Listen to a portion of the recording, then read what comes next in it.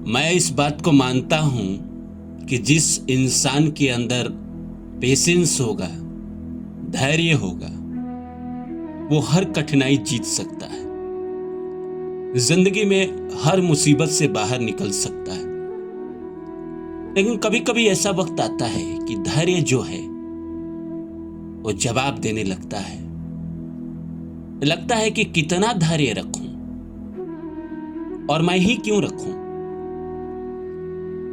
अगर सफलता मिलना गारंटी है तब तो धैर्य रखूं, लेकिन क्या गारंटी है कि सफलता मिलेगा ही मिलेगा? क्या गारंटी है कि हम ये जो सब्र रख रहे हैं इसके बाद हम जीत ही जाएंगे? कई लोग तो इस दुनिया में हार भी गए हैं। आपको क्या लगता है, धैर्य अच्छी चीज है या बुरी चीज है? मुझे कमेंट करके जरूर बताइएगा।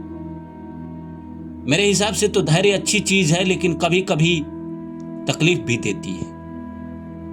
कभी कभी इंसान को लगता है कि बहुत दिन हो गए, बहुत साल हो गए, अब तो हो जाना चाहिए था। लेकिन प्रकृति का भी अपना खेल है, वो अपने हिसाब से ही देगा। आप धैर्य रखते रहिए, पेशेंस बनाए रखिए। कई बार लंबा पेशेंस हो जाता है, 20-20 साल, 25-25 साल।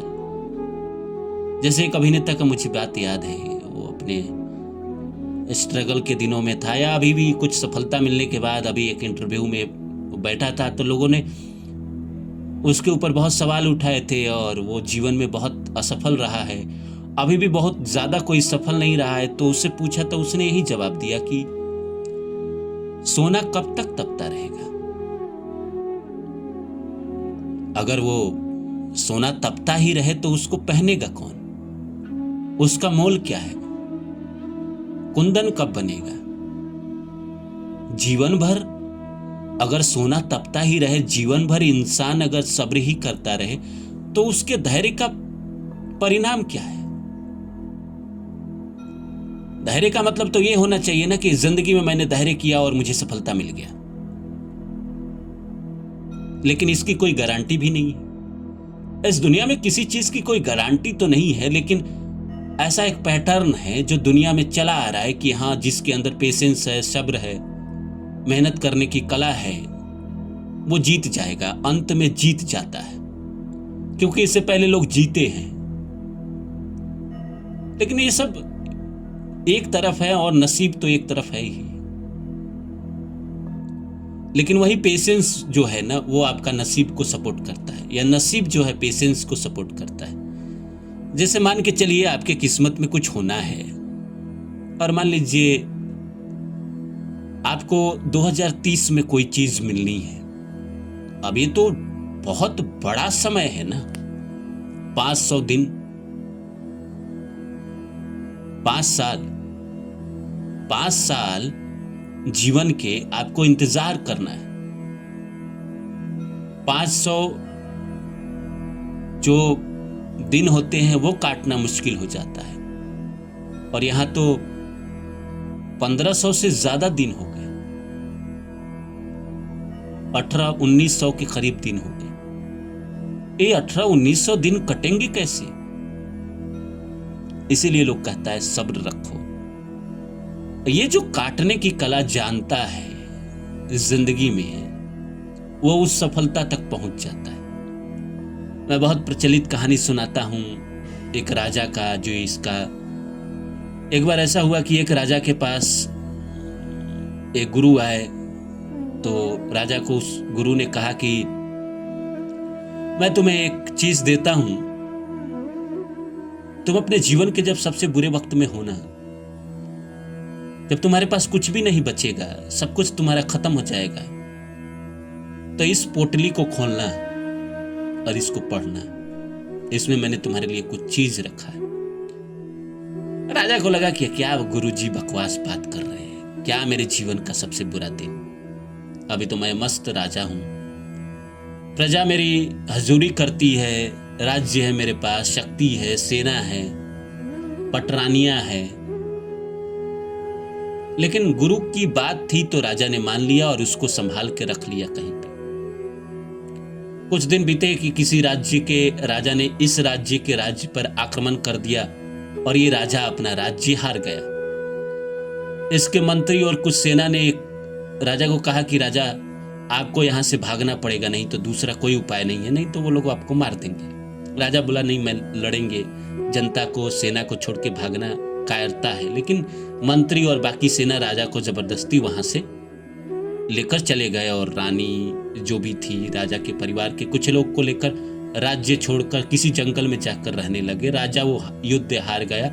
उस राजा ने, जो दूसरे राज्य का राजा था, उसने इसके राज्य पे कब्जा कर लिया और वो मस्ती से अपना रहने लगा। राजा कहाँ कल तक महल में रहा था और आज वो अचानक से जंगल में जीने लगा। उसके लिए तो दुर्योग आ गए।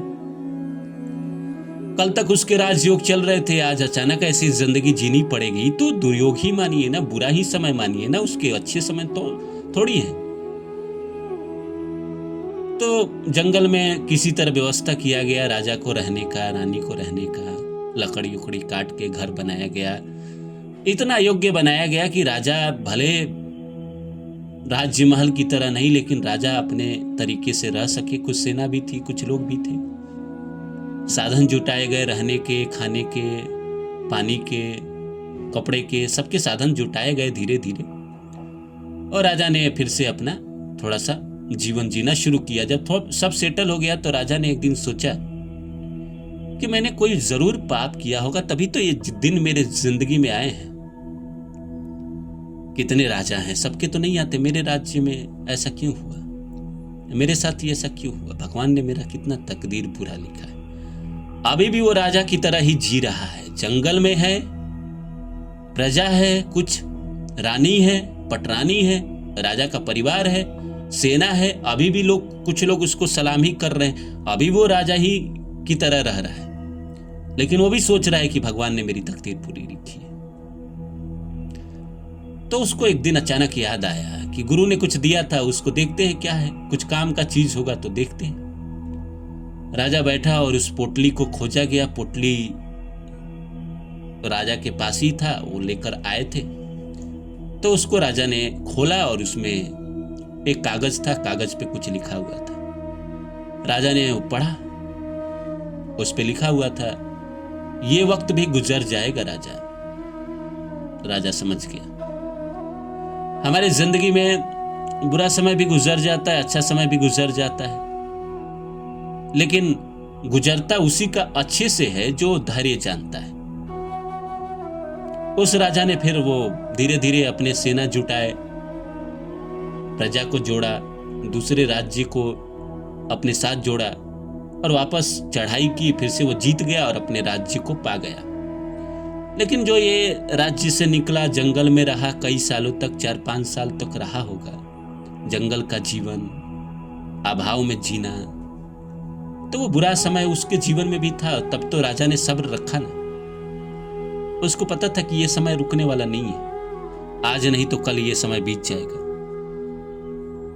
और इसको वापस अपना राज्य मिल जाएगा। हुआ वहीं भी।